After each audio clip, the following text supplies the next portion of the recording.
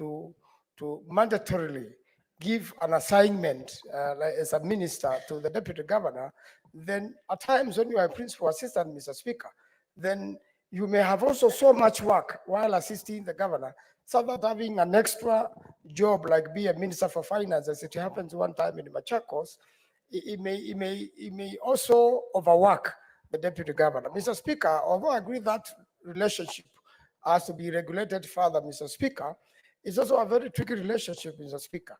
When a deputy governor decides to undermine a governor, it also becomes very tricky, and there is no regulation as to that. And again, also, when a governor is fully in charge, then we have seen historically when things happen to the governor, then automatically the deputy governor ascends to power. And therefore, while we keenly look at this petition, we need to make sure that, Mr. Speaker, the committee understands why the framers of the Constitution left it the way it is. I thank you, Mr. Speaker. I support.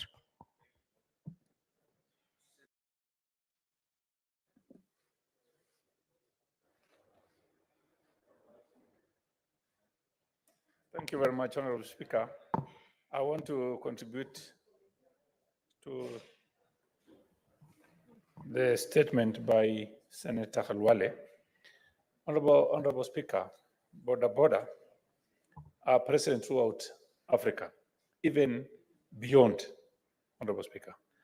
And this is a critical transport system helping people in a rural part of this country. And they are facing a lot of challenges, Honorable Speaker. Challenges from the police, challenges from criminals hijacking, abducting border operators. And Honorable Speaker, I think we need to protect this industry. This is an industry which is very, very important for this country. It has created a lot of employment and is going to create more opportunities for employment for our young people. Yes, we need to have basic traffic system implemented or observed by border operators. But you see, even the government has done some very, very important initiatives for the border operators. Motorcycles under 250cc is zero rated. And this is helping a young man who is operating this border to be saving some money for his future living standard.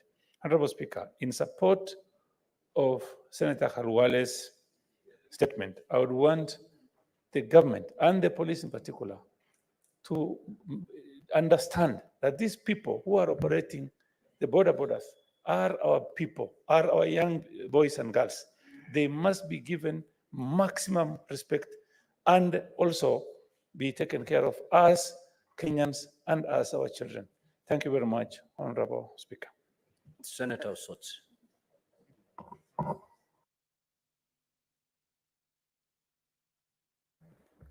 Thank you, Mr. Speaker, for this opportunity just to express my thoughts on the statements by Senator Khalwale and Senator Kavindu. Senator Khalwale's statement on border. I think the problem of harassment of borders is not just confined to Kakamega County, but in all our counties where border receive a lot of harassment from the police, from the passengers, from criminals. And I think this House has an opportunity to help the border sector by ensuring that the borders are protected from all these people, and particularly the police, Mr. Speaker. Mr. Speaker, we have criminals, we have insecurity all over the country, but the police find it easy to target the borders alone. But criminals, the real criminals are there running after our people and committing crimes. So I think it's important for the committee to really look at the issues before it on this matter and come back with a proper report to this House. On the statement by Senator Kavindu on the reopening of schools following the flood situation. Mr. Speaker, we have seen reports that suggest that a significant number of schools have not reopened because of the challenges around created by the floods. The classrooms were destroyed and the environment is not yet conducive for learning. I think it's important that we are made clear on this matter so that the learning is not discontinued in some schools while other schools are going on with the learning. So I think it's important for the Ministry of Education to really take charge and give Kenyans proper direction on this matter.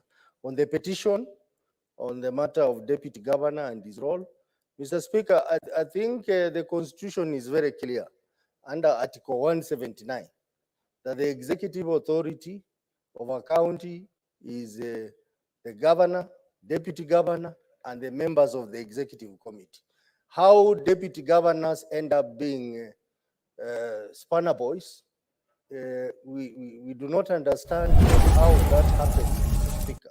When the Constitution under Article 179 talks about executive authority is vested in the governor, deputy governor, and the members of the executive committee. Mr. Speaker, I read in today's daily, there is a ruling by one of the courts that governors have no powers to sack or even discipline the members of the county executive committee. I think now we have left everything to courts to interpret. I think it's important for the relevant committee to really look at these issues and advise this House on the way forward. Otherwise, Mr. Speaker, I think it's very unfair for deputy governors to continue being managed as small people around in counties. Some have been denied facilities like vehicles. Some have been given vehicles with no fuel. Some are even do not have an office. Mr. Speaker, when I become a governor, I will give my deputy governor full responsibility and powers, because the Constitution is very clear under Article 179 of the Constitution. I support. Senator Kathuri Murungi.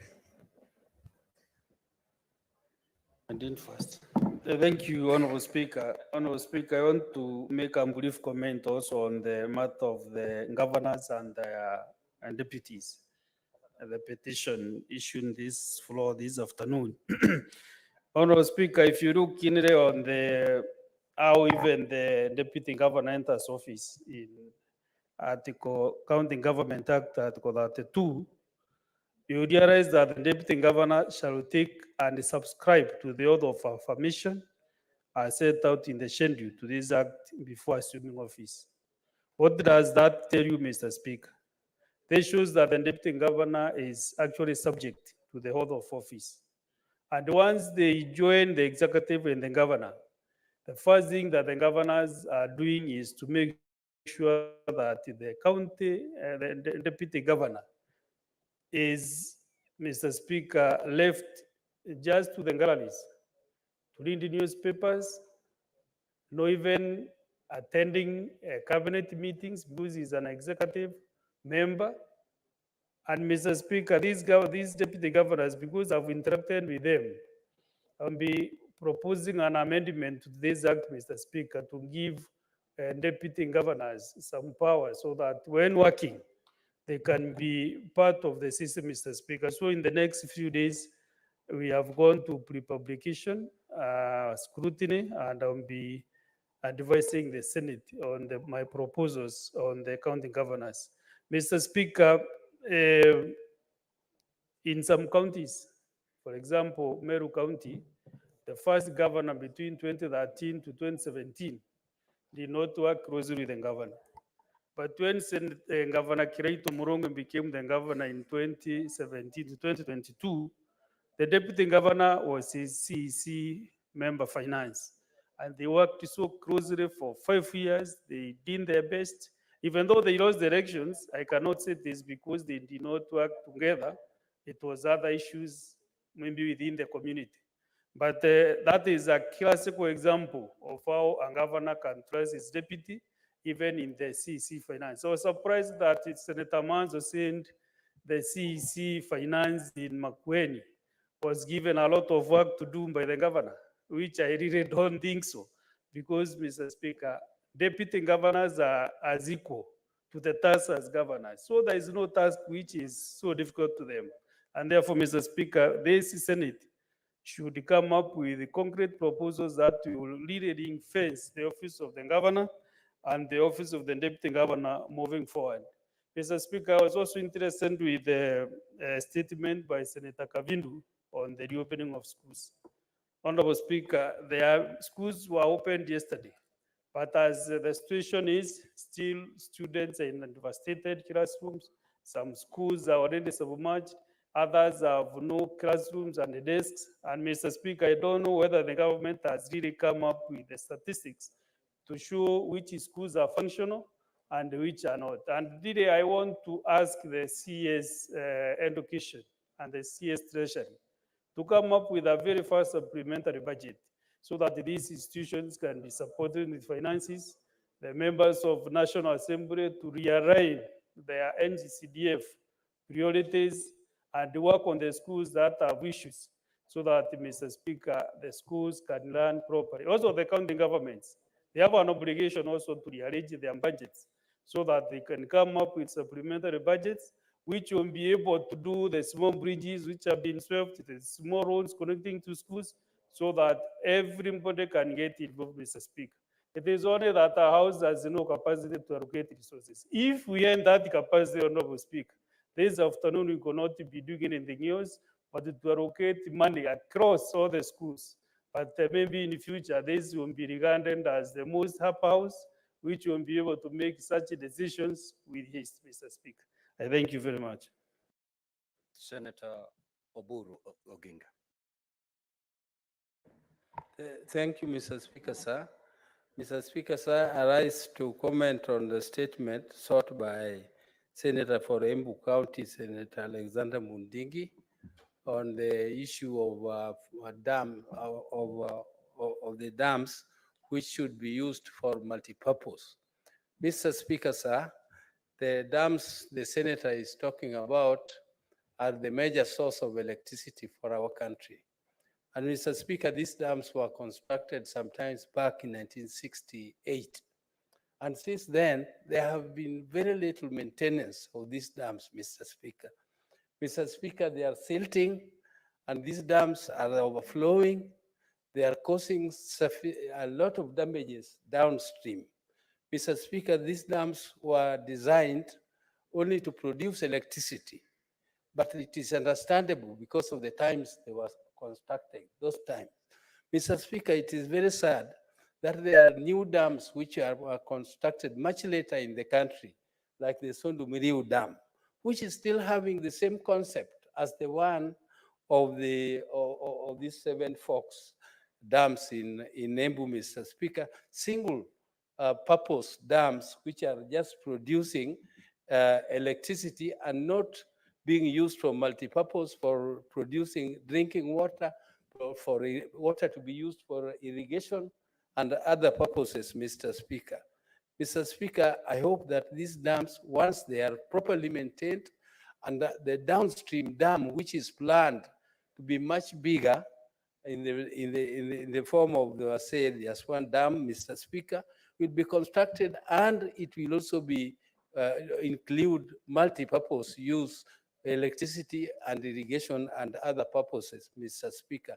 And this is a lesson to the country, Mr. Speaker. Any other dams that we are constructing in the country should now be multi-purpose. They should not just be restricted to electricity. Mr. Speaker, I hope the committee will investigate this and give us a good report in the House.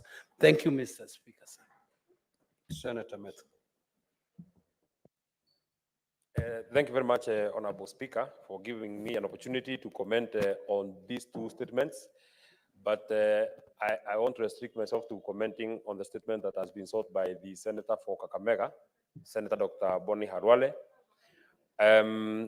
on the arrest, detention, booking, and arraignment of 4 persons, particularly tuk-tuk and border operators. Honorable Speaker, border operators and tuk-tuk operators for a long time have been victimized as people who are engaging in a business that seems to be illicit or illegal, Honorable Speaker.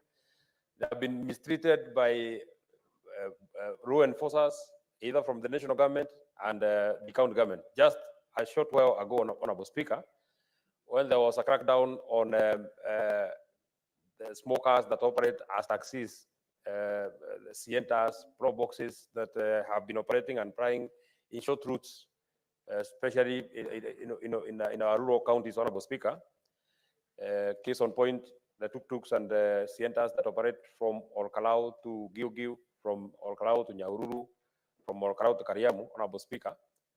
There were something that the police were hiding behind, that these people do not have licenses, these people do not have insurances, Honorable Speaker. And when we held a meeting between those operators, Honorable Speaker, and the members of the National Transport and Security and Safety Authority, NTSA, Honorable Speaker, it was evident that most of these people are compliant. So, Honorable Speaker, law enforcers must stop hiding and harassing people who are engaging in business. Being a border operator and being a tuk-tuk operator is just a job, just like that of being the Speaker of the Senate, just like that of being the Clerk of the Senate, just like that of being a Senator of this Senate, Honorable Speaker. So I would want to ask that the committee will ensure it digs very deep to ensure that we arrive, and not only custom for Kakamega, and not only for restraining themselves to this Kakamega town, Honorable Speaker.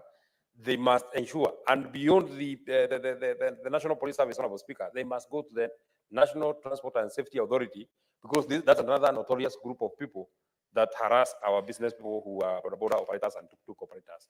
Honorable Speaker, as I wind up, I also want to give my comment and opinion on the petition that has been laid to the Committee on Justice that is led by Senator Hilary Sigei. Honorable Speaker, in the architecture of the running of a county government, Honorable Speaker, the executive power lies with the governor. The principal assistant to that governor is the deputy governor. Honorable Speaker, in the Article 34, 4 of the County Governments Act, Honorable Speaker, it gives the governor the prerogative of either assigning his deputy a role in as a member of the county executive committee or not, Honorable Speaker. And more often than not, as it has been pointed out in that petition, Honorable Speaker, when you are a first-time governor, you do not want to assign roles to your deputy governor so that your deputy governor does not seem to work very hard or does not seem to overshine you or does not seem to be more hardworking than yourself, Honorable Speaker. And that way, he is not seen to be a competition to your office, Honorable Speaker. Once upon a time, Honorable Speaker, there was a deputy governor from a county that I know and that I come from, Honorable Speaker, and he used to say, the way this county has been operating, I have been reduced to a person who is equated to a spare wheel of a vehicle. And a spare wheel can never operate when the four wheels are operational, Honorable Speaker. He was saying that I am here waiting for either the governor to die, become bankrupt, or to become mad. So if he will never become bankrupt, Honorable Speaker, I shall be earning a salary for not doing anything, Honorable Speaker. But then we must also be careful so that we do not assign so many roles, as it has been pointed by Senator Gitonga, Honorable Speaker, the Senator from Makueni, so many responsibilities the deputy governor that he is not able to be the principal assistant to the governor, Honorable Speaker. But this matter must be looked into. We cannot relegate deputy governors to be flower girls and flower boys, Honorable Speaker. That they don't have anything that they are doing. You cannot be able to tell I am a senator from Nyandarua. I cannot be able to tell what exactly the deputy governor of Nyandarua does or how he earns his salary, because you must work to earn. If you're not working, why are you earning? We cannot then leave it to the prerogative, because some of these marriages, Honorable Speaker, and you know, some of these political marriages are for convenience. It is not that I looked at a certain, my deputy governor and thought that he's a person that we can work together.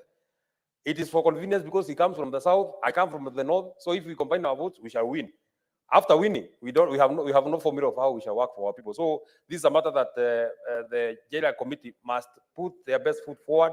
They must think through it, Honorable Speaker, so that we are able to give justice to the deputy governors and so that we can be able to help. You saw when we are doing the petition on the removal of the deputy governor for Kisi, you could be able to tell that the governor and the deputy governor are not working, are not singing the same tune, Honorable Speaker. And you know, Honorable Speaker, the way these marriages are formulated, there's no route for divorce. Once you engage in a marriage, 5-year term. If you come back again, you shall have to stay with your deputy governor for another 5 years. So we must ensure that these marriages work, whether they want or they don't want. We must ensure that these marriages work. Thank you very much, Honorable Speaker.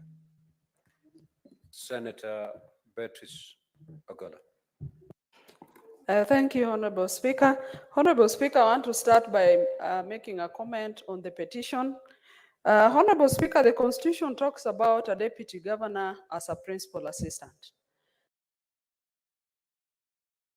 And a principal assistant, there is no time the Constitution to me has been ambiguous that there shall be a governor. Take it to the other way, there shall be a president, there shall be a speaker, as you are here, and a deputy speaker, a honorable speaker. It is very clear that there has to be order in management, honorable speaker. What creates a problem is that there are people who get into this marriage with an arrangement, illusionary arrangements, where some deputy governors think they are going to share power on a 50-50 basis. Honorable Speaker, that is never in the Constitution. So how you work comes to interpersonal and intrapersonal skills, Honorable Speaker. And if a deputy governor wishes to be a governor, there's a time frame of after 5 years, you can then work towards being a governor or a president or a speaker. Honorable Speaker, once in this house, Honorable Speaker, the minority had an issue and the deputy speaker of the Senate was on the chair. And I remember very well, and it is on the Hansard, that the deputy speaker who was the speaker then said that issue would not be solved until the substantive speaker was on the floor. So, Honorable Speaker, that shows that there are certain duties that cannot be delegated. What is the point of order, Senator Fumero? I have never made such a ruling when I'm presenting this house, Mr. Speaker. Unless if Senator Beatrice can bring an answer, if they think that I did that, then Mr. Speaker, it should be out of order. But also my other point of order was that we know that the marriages are made in heaven, Mr. Speaker.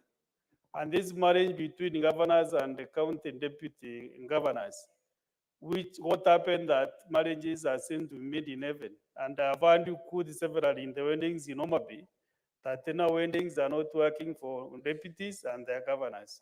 Here on earth.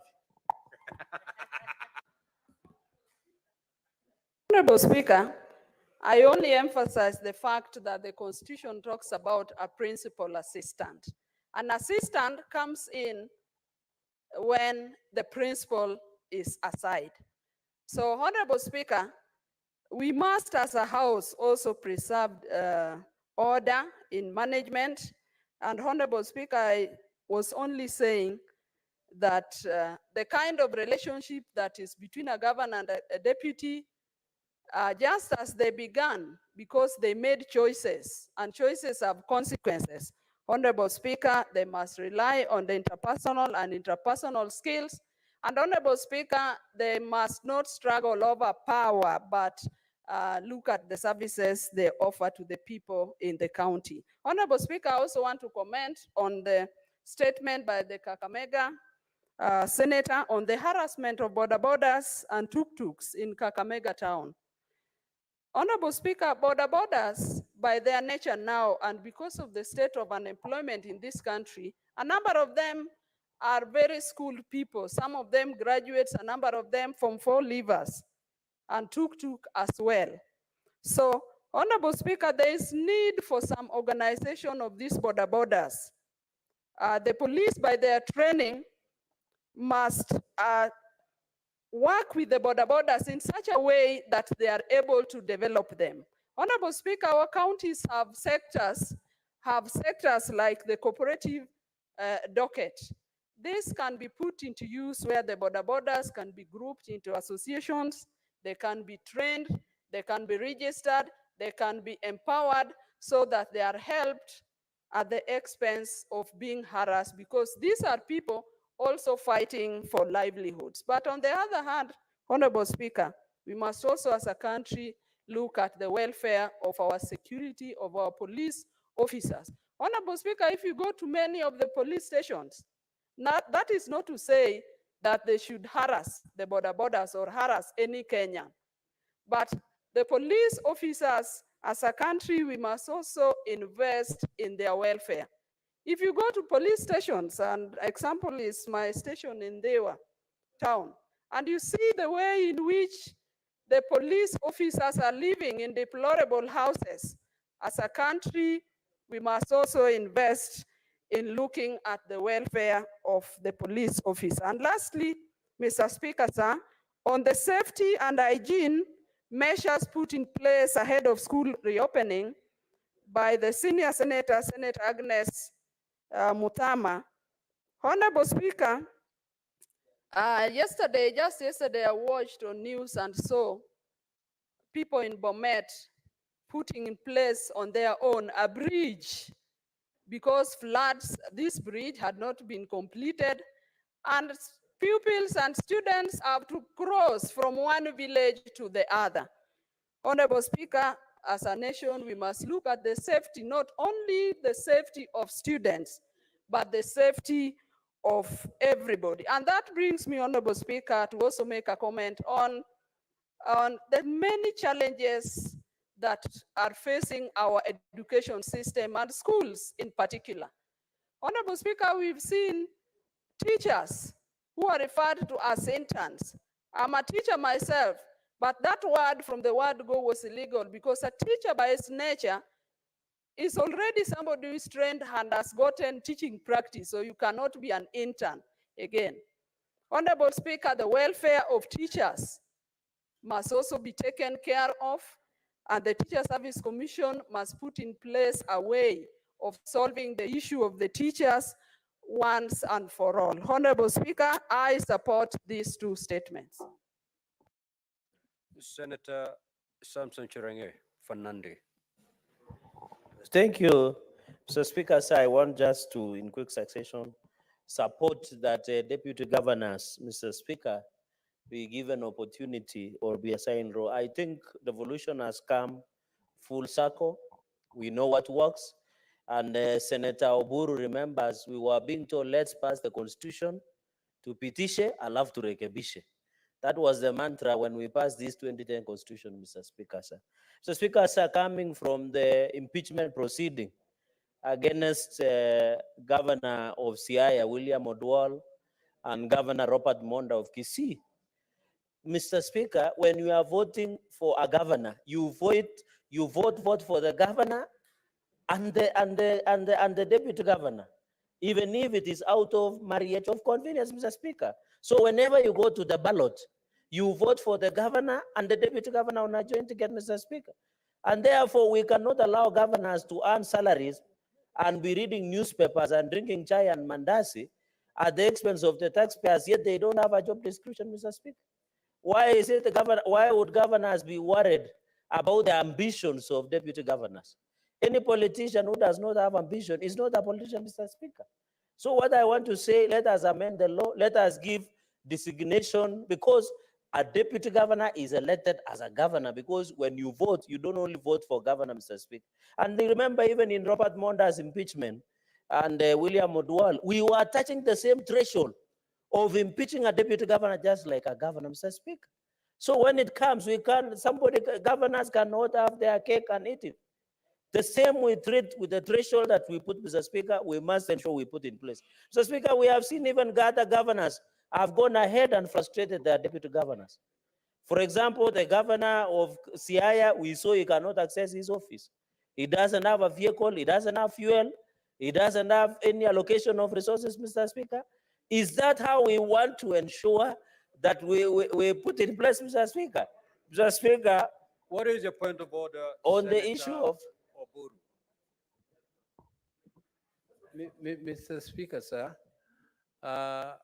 standing order 105, can he substantiate the fact that the deputy governor does not have a vehicle, does not have a location, does not have fuel, does not, Mr. Speaker, those are very wild allegations which should not be left to go without any substantiation. Senator Fernande, proceed to substantiate, failure to which you apologize and withdraw. Mr. Speaker, can I be given up to tomorrow afternoon to provide Very well. further substantiation? Thank you, Mr. Speaker. Mr. Speaker, on the issue of floods and reopening of schools, I'm aware there are a number of schools of around 70 plus that are yet to be open because of security and floods. Mr. Speaker, I heard the president has said 1 billion has been allocated to rehabilitation through CDF. I want to request the Ministry of Education to fast track the issue of capitation to most of their schools, Mr. Speaker. And even to ask public health sanitation officers to be on high alert. Let public health sanitation officers, Mr. Speaker, please visit the schools, Mr. Speaker, because some of these schools, Mr. Speaker, a number of them, Mr. Speaker, some of the toilets, the classroom are not habitable for human beings. So I want to ask the public health sanitation to ensure they check on the issue of floods across the country, Mr. Speaker. I think a very important point, even as we try and reopen schools, let us not reopen schools as a ritual. Let us open schools when it is ready. We have in Baringo a challenge of insecurity, Mr. Speaker. We have most of the schools that they have lost infrastructure. Let capitation be released, Mr. Speaker. And in that, Mr. Speaker, you saw the junior secondary schools in towns were demonstrating in town yesterday because, Mr. Speaker, out of 46, the government has committed in hiring 23,000, Mr. Speaker. I want to ask the JSS interns to be patient. The government insists of the matter. We are going to hire 23,000 in the first batch, Mr. Speaker. I hope what we need to do, and I saw the contempt that the National Assembly was treating our division of revenue to 415 billion, they should be giving more money to hire the entire 46,000 teachers under JSS program, Mr. Speaker. And as a Senate, Mr. Speaker, we shall not be cowed or intimidated by the National Assembly. You cannot throw away the baby plus the bathwater, Mr. Speaker. The fact that there is larceny, plundering, corruption, ineffectiveness, inefficiency, ineptitude in county governments does not justify us, Mr. Speaker, to deny them resources, Mr. Speaker. So on the issue of interns, I request, I'm aware we are supposed to hire 23,000, let 46,000 be hired, Mr. Speaker. That fourth point, and it is good that a number of members of Energy Committee is on the issue of Kindaruma of being used multipurpose, Mr. Speaker. Mr. Speaker, we are having a lot of water. What is the Water Harvesting Authority doing? I saw in Makueni, all dams, water ponds are full, but the Water Harvesting Authority are not telling us about the safety of those dams, Mr. Speaker. Mr. Speaker, yours truly, I was the chair who investigated the Solai Dam strategy. In our recommendation, which was adopted by the House, we recommended that the Water Harvesting Authority check out the status and the safety of dams, water ponds, and water gullies across the country, Mr. Speaker. If that had been done, there would have been no deaths in Mayoma, Mr. Speaker. If that has not been done, the dams that in Makueni now you are thinking they are full, they can burst their banks at the moment, Mr. Speaker. So as we discuss this issue, I want to challenge the Kenya Power and Lighting Company and Ministry of Energy. Harvest water, ensure we get enough and sufficient, Mr. Speaker, electricity. So that, in fact, I expect this man, Mr. Speaker, and I know Senator Sifuna will be happy, that the cost of electricity will go down because we have had hydro energy that is a lot that now should allow the cost of electricity to go down, Mr. Speaker. And that is very important, even as we discuss the finance bill going into the future, Mr. Speaker. So, Mr. Speaker, the water harvesting, the ensuring that we give the necessary energy and going to, and Mr. Speaker, it is embarrassing in this city.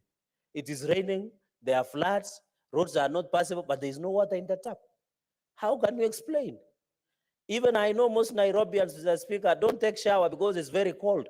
But the point I'm making, Mr. Speaker, the use of water should not be on the high end, Mr. Speaker. Finally, Mr. Speaker, on the issue of border, in conclusion, Mr. Speaker, and thank you for this indulgence that you have given to us today to commend success in a succession manner. The issue of border. Mr. Speaker, in where I come from, in Nandi, there is what we call protection fee. There is what we call watching fee. There is what we call stopping fee by traffic police officers, Mr. Speaker. I want to ask our Professor Kithure Kindiki, one of the best performing cabinet secretaries of our times, and I'm happy to be alive that Professor Kithure Kindiki is the Minister of Interior, to crack on the errant police officers who are harassing and imitating borders, Mr. Speaker. Mr. Speaker, can you protect me from Senator Medhu? I know he might be on somebody's payroll, but he should allow me to make my submission, You Mr. have Speaker. 30 seconds. 30 seconds. I'm coming home, Mr. Speaker. Mr. Speaker, and you know, I want to remind of the famous song of James Hill. James Hill, he sang the culture that you have to be honest at all times. It's a reggae song, Mr. Speaker. Sung very, and you know, there's more fire. Mr. Speaker, what I wanted to say in conclusion, in that part, let us, the border should not be harassed. Mr. Speaker, can you believe you are harassed by police? You are harassed by a multi-credit that you have taken along from. You are harassed by your wife, your girlfriend, everybody, Mr. Speaker. How can you survive as a border fellow, Mr. Speaker? Platinum credit is here to harass you. In fact, platinum credit are worse. When you are almost finishing paying for border, they cut your border disappears, Mr. Speaker. So, Mr. Speaker, our border people must be protected. I know sometimes, and I want to ask border people on a lighter note, please, as you take our daughters to school, please don't hide them for 4 days like what happened in Kitengela. We want them to be disciplined, let them do their job so that they are not due to parents. With those many remarks, Mr. Speaker, I support it. I thank you. Now, lastly, Senator Crystal Asige. Thank you very much, Speaker. I will rise in support of Senator for Kakameg's statement on border sector. Speaker, there's no doubt that the border sector in this country has and continues to contribute tremendously to our economic growth. I mean, in the SME ecosystem itself, it has been the one major factor of many SMEs being able to do business easily, and to be able to transport their goods and services across the country. Also, Mr. Speaker, the border industry has created employment for young people, and also created employment for those who perhaps had other plans with their careers, but have found themselves needing to get creative on ways of income. Now, Mr. Speaker, it's very important, as has been said in the statement, that these border operators are protected, especially because we have also seen a surge in women border operators in the last several years, them taking up borders, them buying them, operating them, and working, you know, day and night as well in order to better their own lives as women border operators. So it's extremely important that they be protected by our security services. And Mr. Speaker, on the flip side of that, it is a double-edged sword, this matter of the border industry, because they also are being used to conduct criminal activity and being used in very duplicitous ways, unfortunately. So as we continue to, through the Senator's statement, look for protection for border operators, both men and women, we also need to look at how are they also being disciplined at the same time, so that the users of borders can also feel safe when engaging with these operators. Mr. Speaker, it's very important. We also, of course, know that borders conduct these criminal activities specifically around attacking or petty crime for women and young girls in the country, because they're the most vulnerable, as well as people with disabilities. So this needs to take a double-edged sort of approach, and for both sides of the coin to be protected, Speaker. I also want to stand in support of the statement by Senator for Machakos County. Mr. Speaker, wash facilities already in this country, in many parts of the country, are substandard. Sometimes it's not even available at all in many of our schools, especially in the rural areas, Speaker. And right now, I've had many reports since the flooding has started and throughout the flooding, and even today, whereby special needs schools and schools with children with disabilities have no wash facilities because of this particular flooding that we've seen in the country. And of course, we have seen as well in special needs schools and kids and learners with disabilities who are in different institutions, learning institutions across the country, also suffer because the floods have taken all of their assistive devices. They have washed away things like laptops and assistive devices like braille machines, Mr. Speaker, braille paper. Mr. Speaker, braille paper costs about 2,000 to 4,000 shillings, while a school book can cost 20 to 50 to 100 shillings. And those have been completely destroyed by the floods. Also, Mr. Speaker, braillers cost around 200,000 shillings for a child with visual impairment to be able to write in school, when a pen or a pencil costs 5 to 10 shillings. So you see the cost that kids and learners with disabilities are having to pay because of the floods are exponentially higher than non-disabled learning institutions. Although all of them, of course, are very important to look into, I would hope that the Senator for Machakos would dig deeper into how the floods have cost the learning institutions that hold or school children with disabilities in the country, because it's a really big effect and no one is talking about them. Mr. Speaker, there's no point of donor companies, partners from across the world. Even right now, there is a conference called the Inclusive Africa Conference that is talking about assistive technologies and devices for PWDs across the country. There's no point of these amazing initiatives and assistive equipment being brought to the country and being donated to our schools, like Thika School for the Blind, like Likoni School for the Blind and others, when in one foul swoop, Mr. Speaker, the flood completely destroys everything. And then schools have to start from scratch, because these are aid assistance that are being given to these schools. There's no sustainability in the country for these devices, for these schools, for these learners. We need more manufacturers to be brought to Kenya so that these equipments can be found easily and also to be found cheaply within the country. So we don't have to rely on the Western world to be bringing them to us and then lose them in a moment through these types of weather patterns that we're seeing. I thank you, Speaker.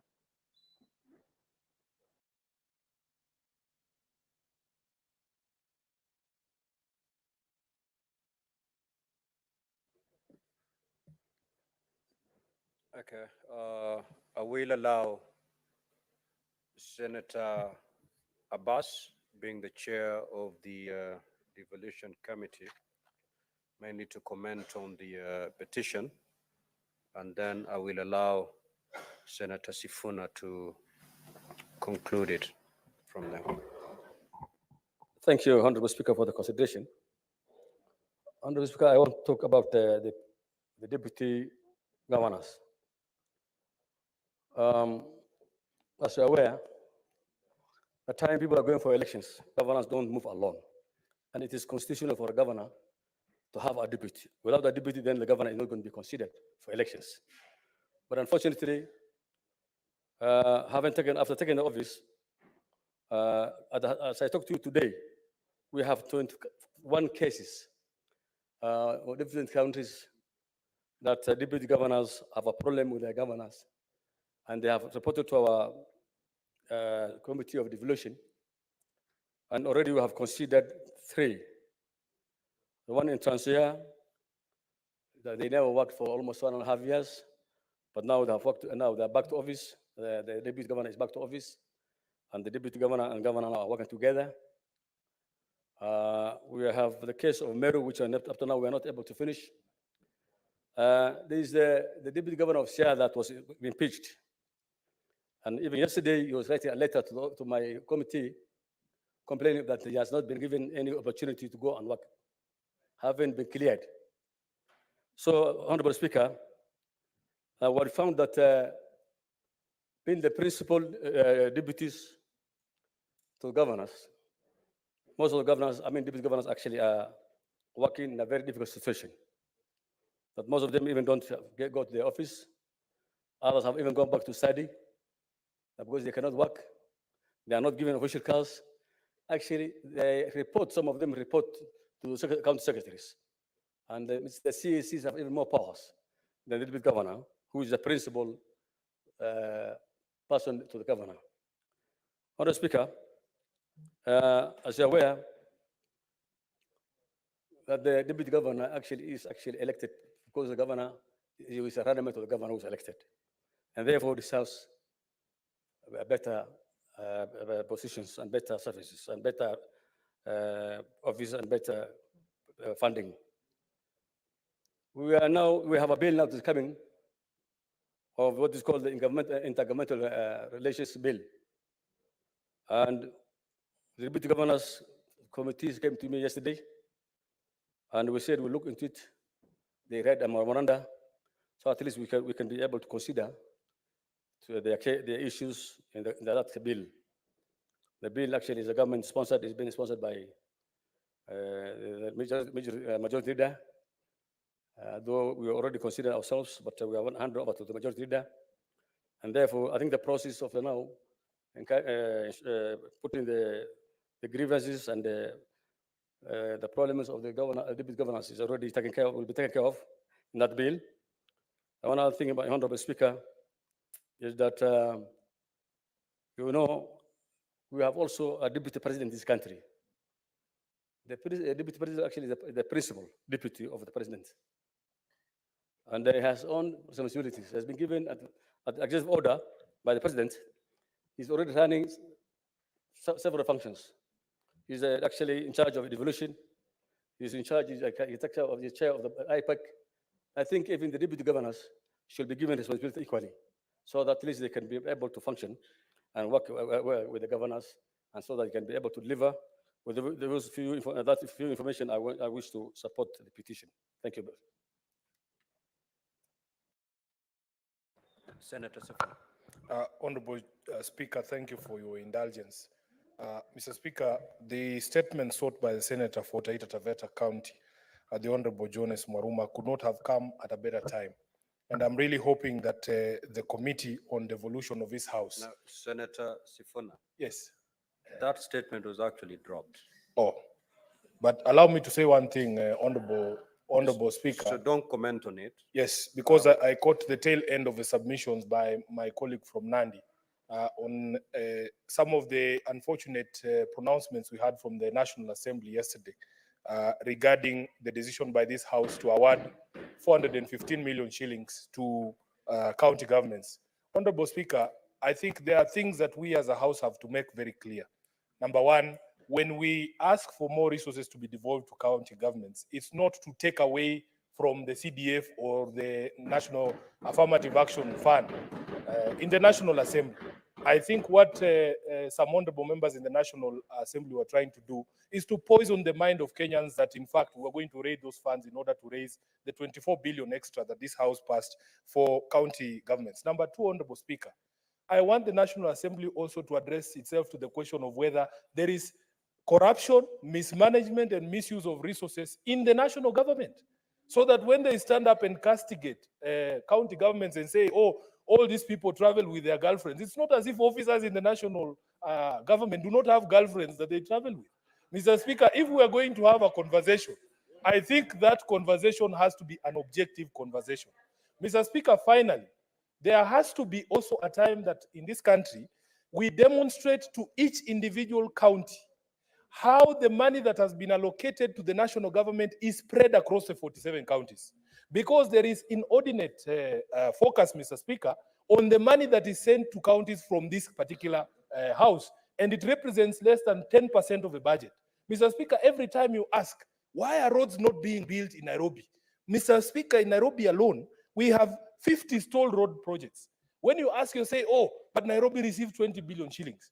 Mr. Speaker, an analysis was done of the distribution of resources at the national level from the Kenya Rural Roads Authority and from Kenya. Mr. Speaker, and by illustration, this was an analysis of the constituencies allocation from Kera and Kura in Kiambu County. And we will not be surprised that the person who was castigating Senate yesterday, the Honorable Kimani Ichung'wah, the Member of Parliament for Kikuyu. Mr. Speaker, out of the money that is allocated, 350 million shillings allocated to Kiambu County and Akura, 220 million shillings has somehow found its way to Kikuyu constituency, from where this Member of Parliament comes from. Mr. Speaker, 94% of the money under Kera is utilized in Kikuyu constituency alone, 1.45 billion shillings, Mr. Speaker.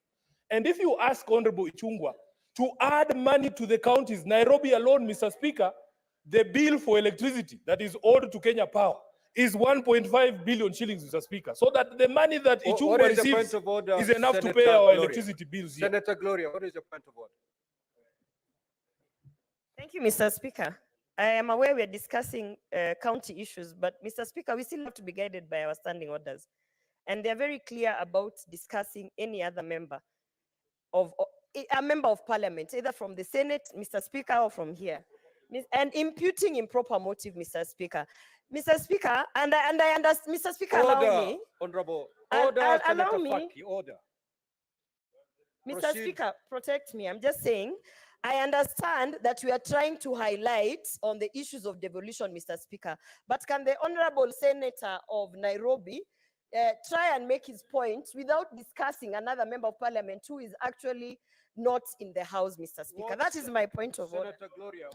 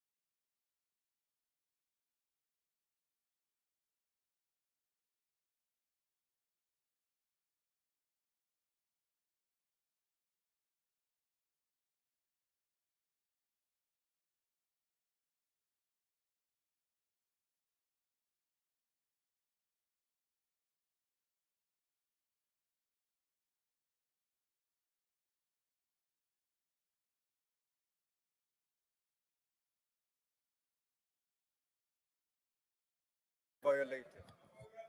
Mr. Speaker, on, I think it's 98, Mr. Speaker. Mr. Speaker, just allow me, because I know that this is how we are used to sitting me down. There is even content 101, Mr. Speaker, contents of speech. If you go to 101.3, it shall be out of order to use offensive or insulting language, whether in respect of the senators or other. Now, 4, no senator shall impute improper motive to any other senator or to a member of National Assembly, except upon a specific and substantive motion, of which at least 3 days notice has to be given, calling in question the conduct of that senator or member of parliament. Mr. Speaker, if we want to discuss about the honorable member of parliament, Kimani Ichung'wah, Mr. Speaker, Sifuna should just bring a substantive motion and we can discuss his budget of his constituency and whether he's using his money or not. Mr. Speaker, Kimani Ichung'wah is not in the house today, so let Sifuna limit his elaborations and discussions to devolution and whatever is, we're leaving out Kimani Ichung'wah from this situation. Thank you. Order, order, honorable senators. The Senator for Nairobi. As you make your intervention, kindly adhere to that standing order. Do not impute any improper motive on either your honorable colleague senators or a member of parliament. So kindly proceed as advised. I am well guided, Honorable Speaker, but I was thinking that colleagues in this House would be more defensive of the decisions Order. of this House because yesterday the entire Senate was being discussed, Honorable Speaker. And in fact, Mr. Speaker, Order, Honorable Senator. Mr. Speaker, this is an extract of an analysis of the road allocations by those two national government entities in Kiambu County as a Order, demonstration. Senator Gloria. Mr. Speaker, Mr. Proceed. Speaker, Mr. Speaker, you must protect me from people who think that by rising on points of order against me, I'm going to make them famous. Because I see them sharing on social media that Sifuna and so are in an exchange. You will have to find your own fame by the quality of debate you bring to this floor. Proceed, Mr. Speaker, let me conclude. Let me conclude by saying, let me conclude by saying this, Mr. Proceed Speaker, to conclude. that the discussion about allocation of resources, about the needs of the county governments and the challenges to devolution have to be had in a sober space and with context, Mr. Speaker, because as I was explaining to you before the point of order, 1.4 billion shillings, Mr. Speaker, is the amount of money that we require as Nairobi to pay off all our debts at Kenya Power so that all these members who come to Nairobi from those rural constituencies can continue to enjoy those services that the city provides. So when people come here and castigate decisions of this Senate, Mr. Speaker, and attack devolution on the basis of malpractices here and there, yet those similar malpractices are actually present even in the national government. And I will be hoping, Speaker, as I conclude, that when this House puts together its mediation team, they will send serious senators to the mediation team who will not go there to try and defend Kimani Ichung'wah. I thank you, Mr. Speaker.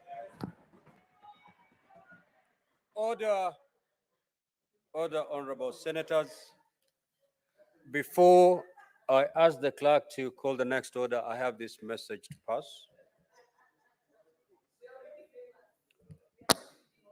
Honorable senators, I wish to report to the Senate that I have, pursuant to Standing Order 46.3, received the following message from the Speaker of the National Assembly regarding the decision of the National Assembly on the Senate amendments to the Division of Revenue Bill, National Assembly Bills number 14 of 2024. The message dated Tuesday, 14th of May, 2024, was received in the office of the Clerk of the Senate on the same date. Now, pursuant to Standing Order 46.4, I now report the message. Pursuant to the provisions of Standing Order 41.1 and 148B of the National Assembly Standing Orders, I hereby convey the following message from the National Assembly. Whereas on Wednesday, 20th of March, 2024, the National Assembly passed the Division of Revenue Bill, National Assembly Bill number 14 of 2024, and thereafter referred the bill to the Senate for consideration in accordance with Article 110(4) of the Constitution. And whereas on Thursday, the 2nd of May, 2024, the Senate considered and passed the said bill with amendments and referred it back to the National Assembly for concurrence. Further, whereas on Monday, 13th May of 2024, the National Assembly considered and rejected the Senate amendments to the bill, thereby committing it to a mediation committee in accordance with the provisions of Article 112(2) of the Constitution. Now, therefore, in accordance with the provisions of Article 112 of the Constitution and Standing Orders 41.1 and 148B of the National Assembly Standing Orders, I hereby convey the said decision of the National Assembly to the Senate and seek the appointment of 9 senators to a mediation committee to consider the bill in accordance with Article 113 of the Constitution. Honorable senators, consequent to the said decision, the Speaker of the National Assembly appointed the following members of the National Assembly to the mediation committee to consider the bill in accordance with Article 113 of the Constitution. The Honorable Ndini Nyoro, MP, the Honorable Mary Emai, MP, the Honorable David Ochieng, MP, the Honorable Nyakundi Mokaya, MP, the Honorable Samuel Moroto, MP, the Honorable Samuel Atandi, MP, the Honorable Naisula Lesuda, MP, the Honorable Dr. Makali Mulu, MP, and the Honorable Ali Wario Guyo, MP. Now, Honorable Senators, pursuant to the provisions of Standing Order 166.2 of the Senate, and in consultation with the majority and minority leaders, I will, at the appropriate time, appoint senators to the mediation committee. I thank you. Next order. Next order, clerk. You don't comment on messages, Senator for Nyandarua.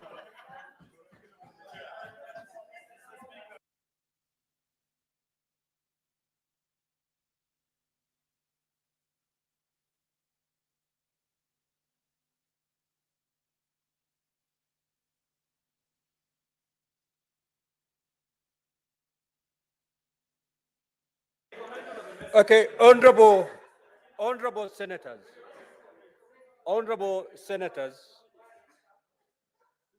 honorable senators, I will, with the limited powers given to me under Standing Order 1 of the Senate Standing Orders, I will allow limited comments on that message, 3 from the majority side and 3 from the minority side, each speaking for 3 minutes. Senator Fonandi. Let me go here so that it is captured. Mr. Speaker, thank you very much. Mr. Speaker, I want to repeat the reason as the majority side we supported an increment of 24 billion to 415 billion is to ensure there is equitable and equality in terms of development across the country. Mr. Speaker, it is shaming. It is unfortunate that members of National Assembly, without running afoul of Standing Order 101, yesterday misled the country by saying we were removing CDF, Sijui Kera money.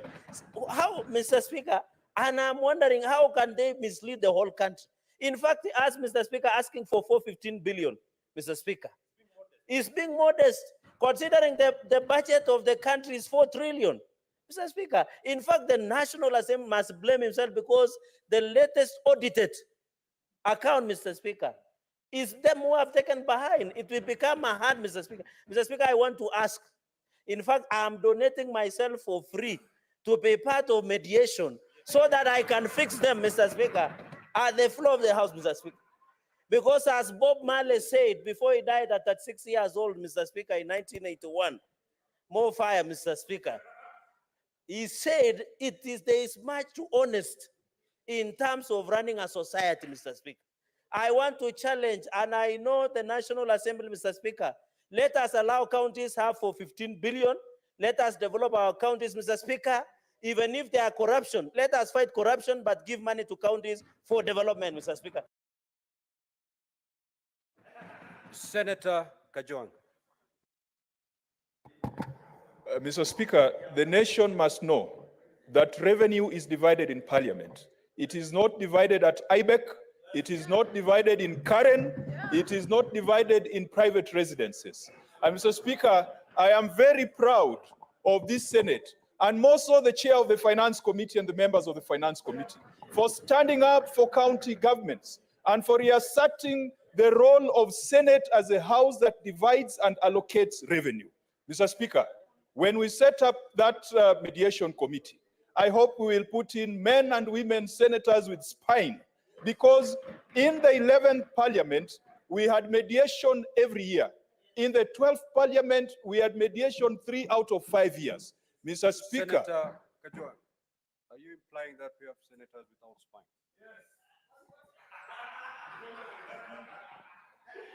Proceed. Mr. Speaker, we have a lot of senators with spine, not all of them. But Mr. Speaker, I hope that the mediation committee will stand firm for the Senate, and they will not be intimidated by political party and partisan politics. This is about county governments. This is not about Kenya Kwanza. This is not about Azimio. And we hope that the way we stood up when you are coming up with a formula for revenue allocation, that this Senate will stand up to be counted. Where the Council of Governors failed at IBEC, where the National Assembly is failing county governments, that the Senate will be the house that lives up to defend and protect the interests of counties and their governments. And to the members of the National Assembly, when this money goes to counties, really, This money goes to constituencies. What we have seen of CDF, of course, there are some things on the ground we have seen, but we have also seen the cars in the parking lot coming from CDF. Let us be honest. You cannot be pointing fingers at governors and also not looking at what the road and the problems that we have seen in allocation and distribution of the resources that should go to CDF. Mr. Speaker, the Supreme Court said that this House must be involved in decisions to do with the NGCDF, with the NGAF. And Mr. Speaker, we look forward to the day that that legislative proposal will be brought before the Senate, because the Senate will do the right thing and make sure that we respect the two levels of government in this country, national and county governments. Those are the two levels of government in the Constitution. Those other creatures were of the past Constitution. Mr. Speaker, the Senate is going to do the right thing, and the men and women in that mediation committee, please do not do what they did with Linturi. Shame on them. Shame. Senator Methu. Honorable Speaker, we watched with great disappointment yesterday, Honorable Speaker, as our colleagues were misleading the nation. And Honorable Speaker, there's something that we would want to demonstrate that was not demonstrated at the National Assembly yesterday. When they proposed that counties get 395 billion, 391 billion, how much had they gotten last year? They had gotten 385 billion, an addition of just 6 billion. What is the growth in the national budget? If the growth in the national budget is over 400 billion, how do you send 6 billion to the counties, Honorable Speaker? Honorable Speaker, we cannot purport to keep telling governors, we want you to employ more doctors, we want you to employ more nurses, we want you to employ more ECD teachers, Honorable Speaker. And Honorable Speaker, we are not sending money is there. Where do we expect these governors to work from, Honorable Speaker? Number two, Honorable Speaker, there has not and there shall never be a competition between devolution and CDF, Honorable Speaker. If anything, the courts have pronounced themselves on the position of CDF, Honorable Speaker. For CDF to be constitutional, it has to come to this House, Honorable Speaker, so that we shall also make our voice known, Honorable Speaker. This argument cannot be one-sided, Honorable Speaker. That honorable members of the National Assembly, Honorable Speaker, are the umpires and they are the judges of who is working, who is not working. Where have you gotten approval that what is working is only NGCDF and GAV, Honorable Speaker, and devolution is not working, Honorable Speaker? Honorable Speaker, Honorable Speaker, we want medicine in our hospitals, Honorable Speaker. I sit in the Public Accounts Committee, Honorable Speaker. We are saying that we want counties to improve in services, in service delivery, Honorable Speaker. Much of the functions that we are saying should be pushed to the county government. If we push services to the county government without resources, how are they expected to offer these services, Honorable Speaker? Finally, they say when you want to kill a dog, you give it a bad name. Now, devolution is being killed because of a malpractice here, another malpractice there, another malpractice there. Honorable Speaker, Honorable Senator Kajwang and I sit in a committee called Public Accounts Committee. We have seen governors who have gotten unqualified audit opinions, Honorable Speaker. It is to mean that devolution is working in some counties, Honorable Speaker. If governors are not working, if devolution is not working, it is in your county and you have the ability to elect a governor that is working, Honorable Speaker. We cannot kill devolution because we have a bad governor, we have a raw governor somewhere, Honorable Speaker. We cannot, Honorable Speaker, Honorable Speaker, we had a member of parliament is complaining that a governor is disrupting.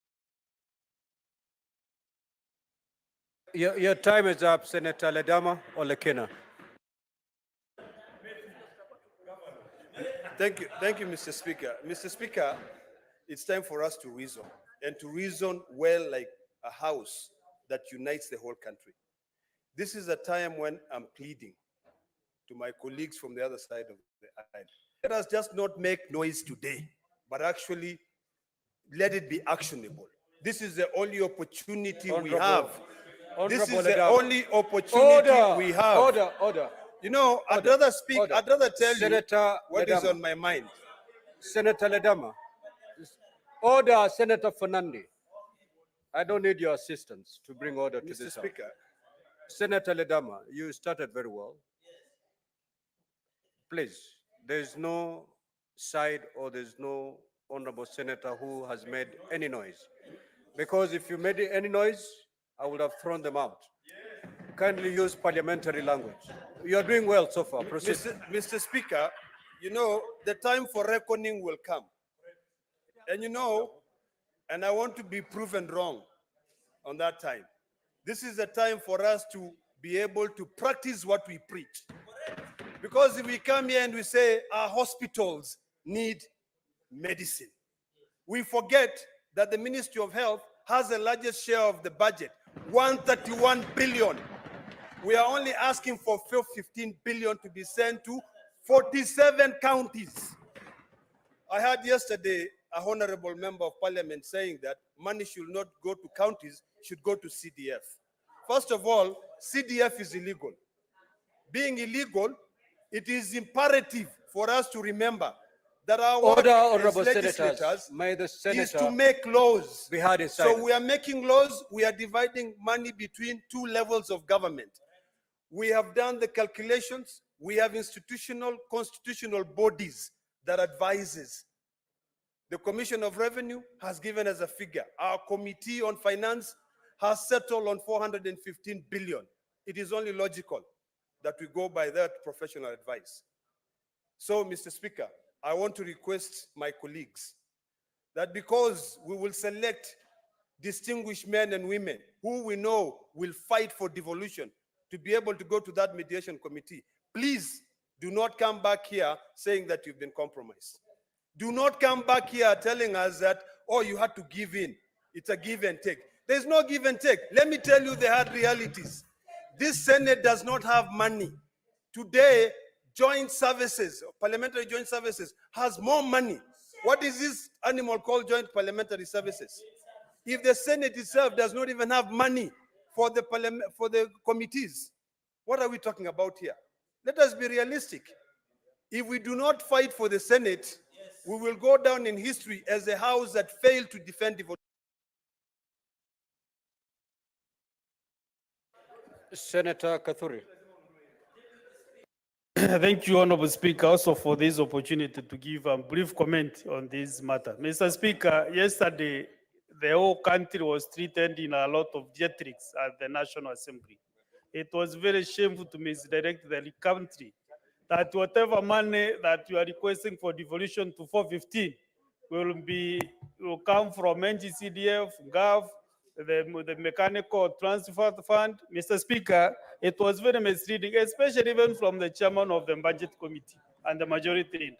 Mr. Speaker, you know, when we request money for devolution to the counties, all our fathers, our grandmothers, our children, our brothers and sisters are domiciled in the counties.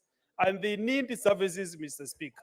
Mr. Speaker, looking at the list that you have just learned from the honorable members of the County Assembly, those are seasoned budget and appropriation committee members, veterans who have been there for the last 3 terms. We went to Parliament the same time with Dr. Makari Muru. When he is in that list, Mr. Speaker, I want you to match me with Dr. Makari Muru this time, so that we can be able to understand what we are talking of devolution. Actually, I'm written to the clerk to include me in that mediation committee this time, because we must make devolution work. We are not here so that we please some governors. If counties are not working, not all of them, if they are an issue with your governor, go and sort your issues with your governor in your county. Some counties are operating smoothly, executing very good services. Mr. Speaker, this time I think we want to be bipartisan on this matter. Let us all work together on the giving more counties money. And the 415 is not asking too much. Maybe next year we want to go to 450 billion, Mr. Speaker, so that also services at the counties can be seen learning, and so that we can be able to make sure that devolution works. One thing, Mr. Speaker, that I've realized with His Excellency the President, is the only sitting president who last year by June 31st made sure that all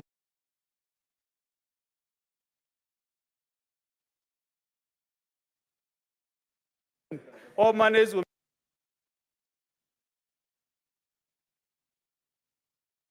down the president.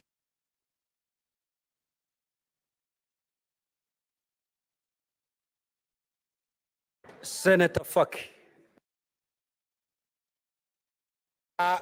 Asante Mheshimiwa Spika kwa kunipa fursa hii pia kuchangia taarifa kuhusiana na kukataliwa na Bunge la Kitaifa kwa marekebisho ya mswada wa ugavi wa pesa za kaunti. Mheshimiwa Spika, kwanza Mheshimiwa Spika, ilikuwa ni sarakasi kubwa katika Bunge la Kitaifa jana, wakati baadhi ya wabunge walikuwa wanakejeli kazi zinazofanywa na serikali za kaunti. Mheshimiwa Spika, tumeona kwamba pesa zilizoongezwa na serikali kuu kwa kaunti zetu ni shilingi bilioni 6 peke yake. Zimetoka bilioni 385 mpaka bilioni 391. Lakini tukiangalia wabunge wamejiongezea katika CDF milioni 30 kwa kila constituency. Ukifanya hesabu Mheshimiwa ya haraka haraka, unapata kwamba CDF imeongezewa bilioni 8.6. Bilioni 8.6. Mheshimiwa Spika, haiwezekani kaunti zetu zinazofanya kazi kubwa ziweze kupewa bilioni 6 wakati constituency NGS CDF inapewa bilioni 8.5. Mheshimiwa Spika, tukiangalia pia zile baadhi ya gharama ambazo zimeongezeka, tukiangalia huduma za afya, social health insurance, tukiangalia NSSF, tukiangalia housing levy, hizi zote zinaongezeka Mheshimiwa Spika, zinaongeza gharama ya kaunti kwa zaidi ya bilioni 20. Kwa hiyo Mheshimiwa Spika, haiwezekani sisi kama bunge la Senate ambao ndio tunalinda ugatuzi tuweze kuambiwa kwamba kaunti zetu hazifanyi kazi. Kila kaunti Mheshimiwa Spika inafanya kazi. Kama kaunti yako haifanyi kazi, ni wewe na gavana wako. Kama Kiambu haifanyi kazi, ni wao na Wamatangi, gavana wa Matangi. Kama Murang'a haifanyi kazi, ni wao na Kang'ata. Kama Meru haifanyi kazi, ni wao na Kawira. Lakini wasiweze, kwa sababu kama Kisii haifanyi kazi, ni Uroba na Simba Arati. Kwa Mheshimiwa Spika, kila soko Mheshimiwa Spika, katika sokoni Mheshimiwa Spika, ukinunua tomato kuna nyingine ni mbovu, nyingine ni nzima. Na ndio hivyo hivyo katika na ndio hivyo hivyo katika CDF. Kuna wananchi ambao wanalia katika CDF yao hawapati huduma zozote, lakini pesa kila mwaka zinakwenda katika CDF hili. Kwa hiyo na wasii wenzangu ambao tutachaguliwa katika... Senator Alexander Mundege.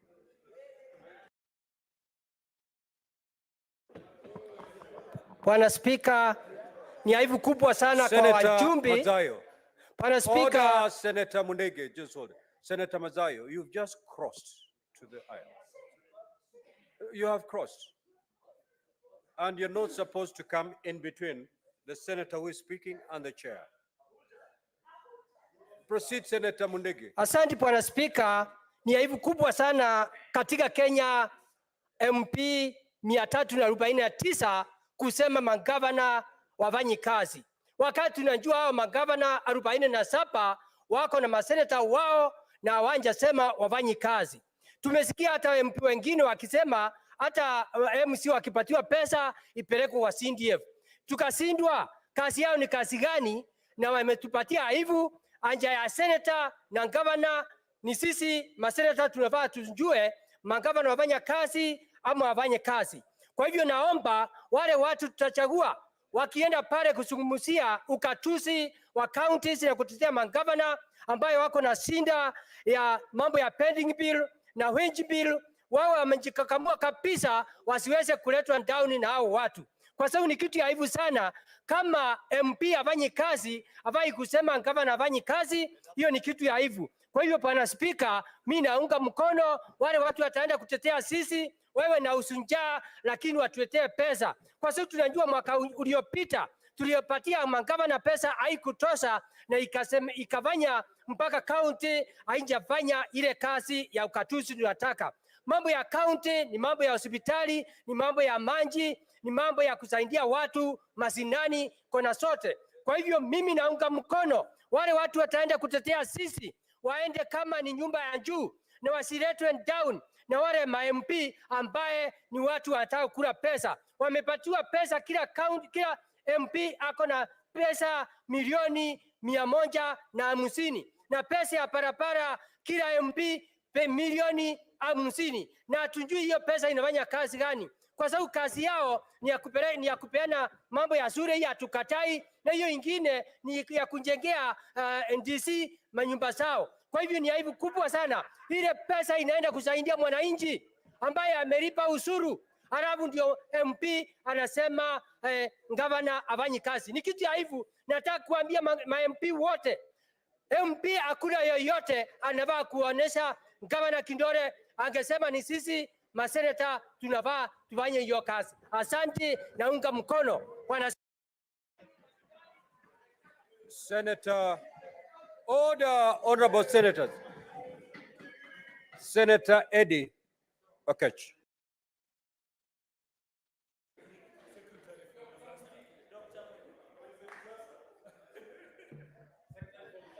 Mr. Speaker, I think it is high time that the Senate, these honorable senators, and the people of Kenya march on the streets and take these MPs out of Bunge.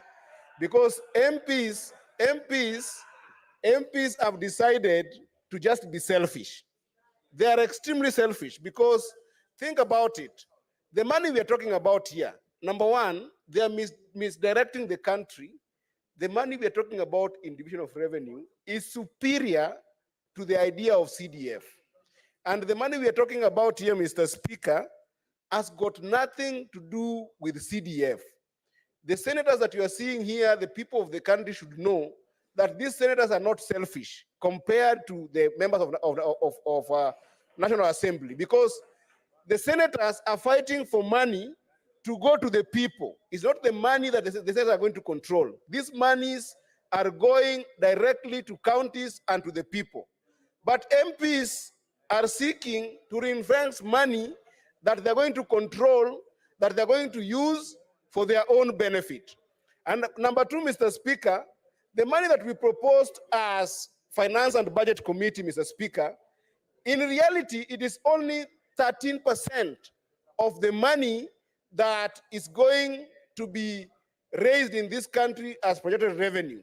So it's high time that MPs do understand that the money we're sending to devolution is the only money actually that goes directly to solve the basic needs of our people in the grassroots. And I hope, Mr. Speaker, that I'll be in that committee so that we help the MPs see the sense that the money we are sending to the grassroots is the money that, first of all, looks at agriculture. Number two, it is the money that looks at healthcare.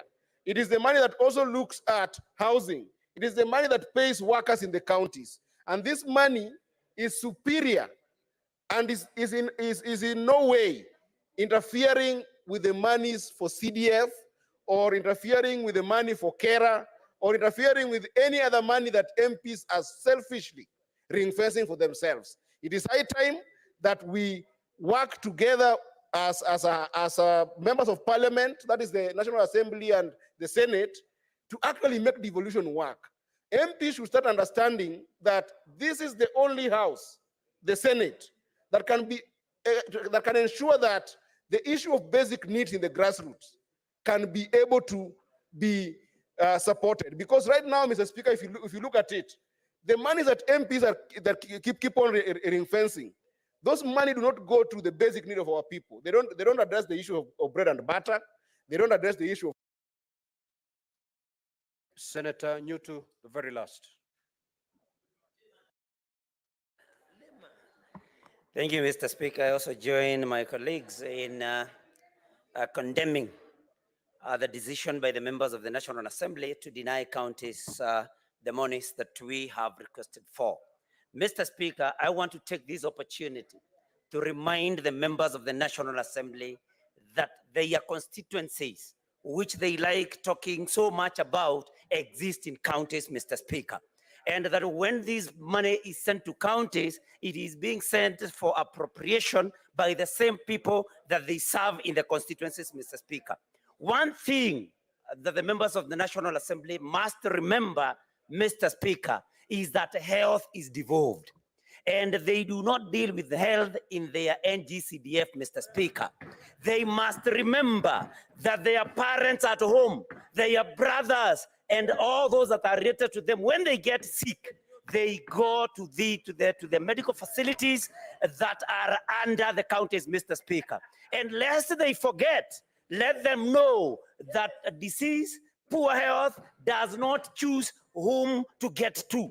At least for the sake of health, Mr. Speaker, the members of the National Assembly must give way, must give in to the request that we have made for monies to counties, Mr. Speaker. Mr. Speaker, and I think my colleague Eddie has talked about it. We are the only sober house, Mr. Speaker, in this parliament. And why do I say that? It is because the money we are fighting for is not going to come to us. We are here talking about monies that are not going to come to us. And so this is not a selfish argument, Mr. Speaker. We are speaking for Kenyans. The members of the National Assembly must know that this is money going to counties. And Mr. Speaker, I want to challenge my majority leader here. What is This the is point a of order? matter Order, that Senator requires. Newton. What This is is a your point of matter order? Senator Newton.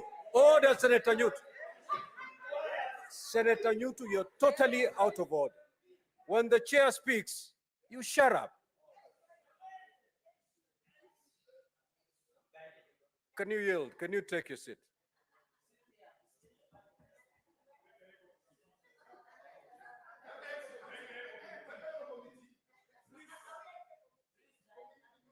Can you give the microphone to the majority leader?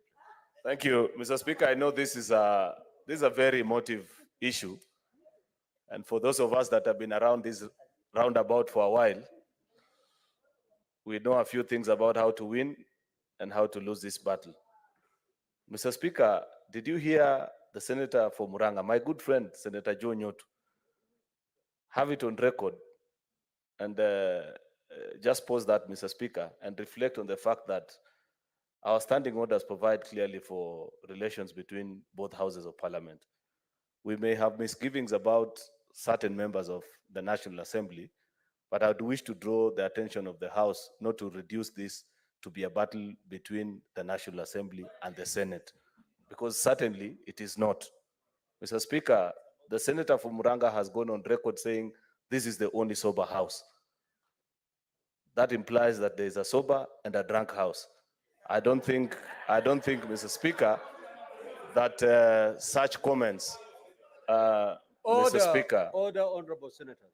Mr. Speaker, I don't think that it is fair of us to castigate an entire house and cast aspersions on them based on the sentiments of one or two people that you may not agree with.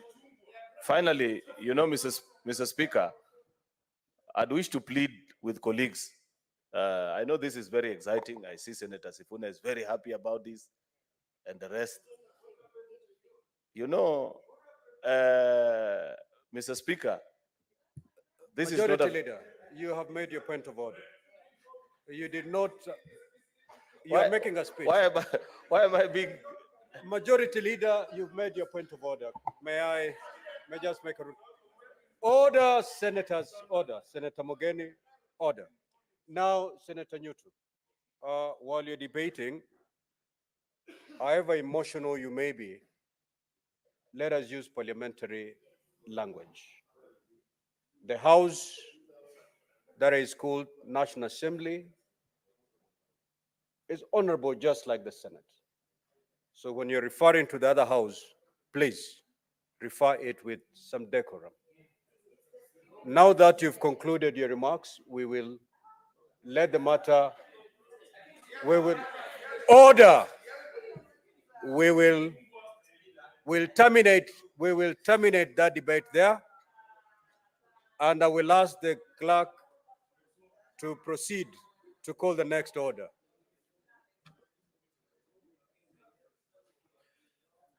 Before the clerk call the next order, honorable senators, allow me to invoke Standing Order 45-2 to rearrange the sequence of today's order paper for the convenience of the House. We will move to handle Order 12, and thereafter resume normal flow of business as contained in today's order paper. Clerk, you may proceed to call that order. Order number 12, Committee of the Whole, the Gambling Control Bill, National Assembly Bills number 70 of 2023.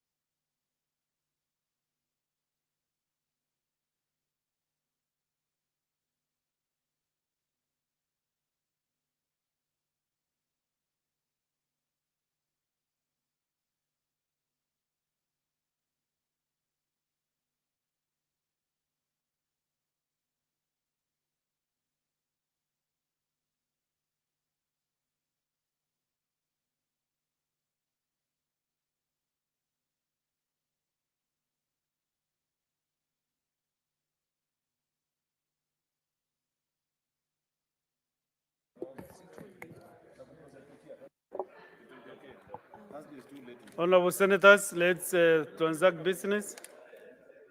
No time to waste. Senator Medu. Honorable Senators. Senator Medu and the Kamkunji led by the minority leader. Let's dismantle those Kamkunjis. Minority leader. Senator Mazayo.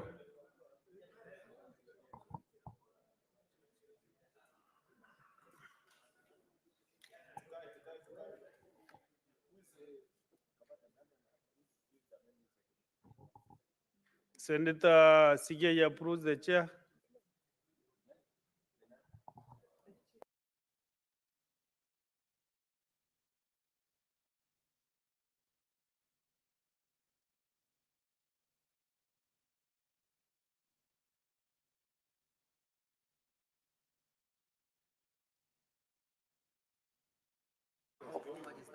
Here's the vice chair. Huh? Send huyu kapata.